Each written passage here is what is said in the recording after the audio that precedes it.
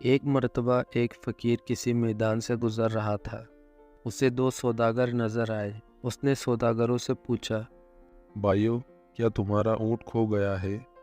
سوداگر خوش ہو گئے اور بولے، تم نے دیکھا ہے کیا؟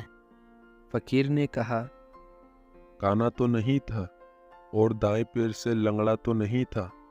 ان سوداگروں کو یقین ہو گیا کہ اس نے اونٹ کو دیکھا ہے، لہذا اسے معلوم کیا جائے۔ بھائی، یہ حقیقت ہے کہ وہ کانا اور لنگڑا تھا، مگر وہ گیا کہاں؟ فقیر نے اسی لہجے میں کہا، آگے والا دانت تو ٹوٹا نہیں تھا۔ یہی جناب، یہی ہے، اللہ کے واسطے پتہ بتا دو کہاں دیکھا تھا۔ فقیر نے ایک مرتبہ پھر اسی انداز میں کہا، ایک طرف شہد کے ڈبے اور دوسری طرف گندم کی بوری لدی ہوئی تھی۔ اب دونوں کو پکا یقین ہو گیا۔ کہنے لگے، فقیر بابا، اب جلدی سے ہمیں چل کر بتائیں کہ اونٹ کہاں ہے۔ فقیر نے کہا، بھائی، اگر سچ پوچھو تو نہ میں نے تمہارا اونٹ دیکھا ہے اور نہ اس کے بارے میں سنا ہے۔ میں ابھی تم دونوں سے سن رہا ہوں کہ تمہارا اونٹ کھو گیا ہے۔ سوداگر حیران ہو گئے اور سمجھے کہ وہ ہم کو دھوکہ دے رہا ہے۔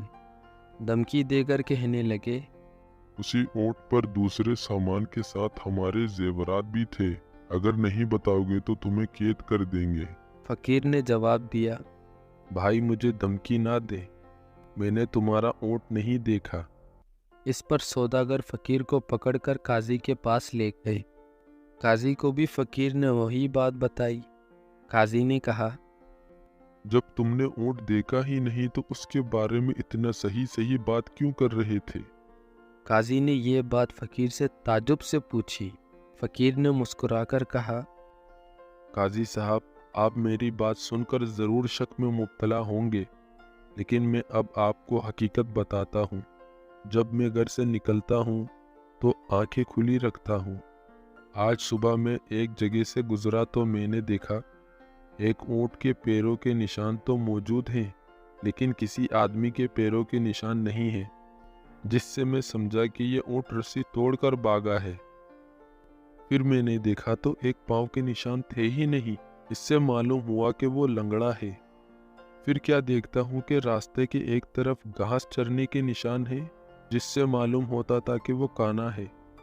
دانت کے ٹوٹا ہونے کا علم اس طرح ہوا کہ اس نے جس پودے کو کھانے کی کوشش کی اس کے کچھ پتے باقی رہ گئے تھے، اور سامان کا پتہ اس طرح چلا کہ ایک طرف چونٹیوں کی آمد و رفت تھی۔